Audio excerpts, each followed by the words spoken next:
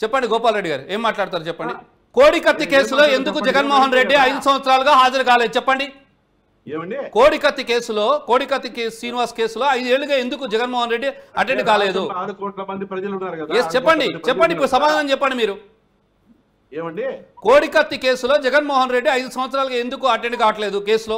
ఒక్కసారి ఇంకా 5 ఏళ్ళు కూడా అరెస్ట్ మేము కావండి. కోర్టు మేము అరెస్ట్ కాల, కోర్టు పర్మిషన్ తీసుకొని హాజరు కాల. ఎందుకు పర్మిషన్ ఎందుకు రావట్లేదు?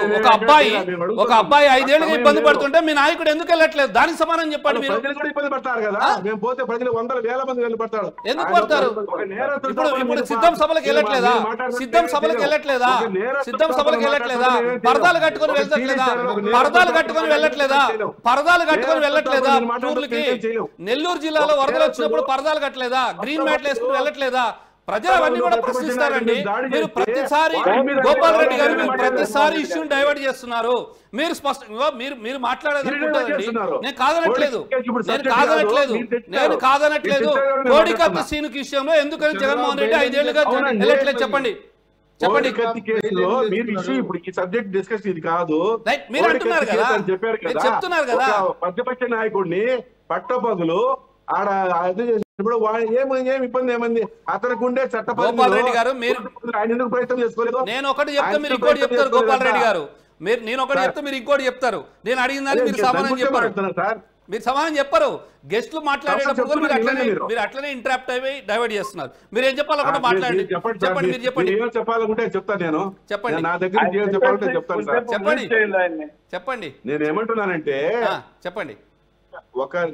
ఒక అపరాధి లేదా ఒక నేరస్తుడు ప్రతిపక్ష నాయకుడిని పొడిచినాడు. చట్టం పరిధిలో ఆయనకు ఉండే అవకాశాన్ని ఉపయోగించుకుని కోర్టులో జగన్మోహన్ రెడ్డి కోర్టు ఆదేశించవచ్చు కదా రమ్మని. ఆయన ఎందుకు విసులుబాటు చేసుకుంటున్నాడు?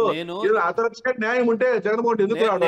స్టార్టింగ్ లోనే గోపాల్ రెడ్డి గారు నేను స్టార్టింగ్ లోనే చెప్పాను. గోపాల్ రెడ్డి గారు భాస్కర్ గారికి ఒక విషయం చెప్పాను.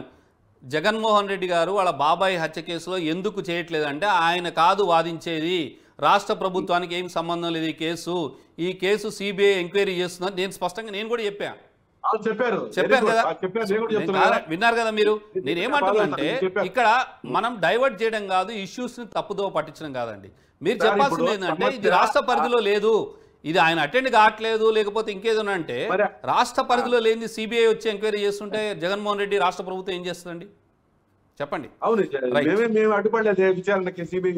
మీరు అది చెప్పండి. లేకపోతే ఇప్పుడు ఆయనకి మీరు వేరే ఇష్యూ టాపిక్ డైవర్ట్ చేస్తే ఎట్లా?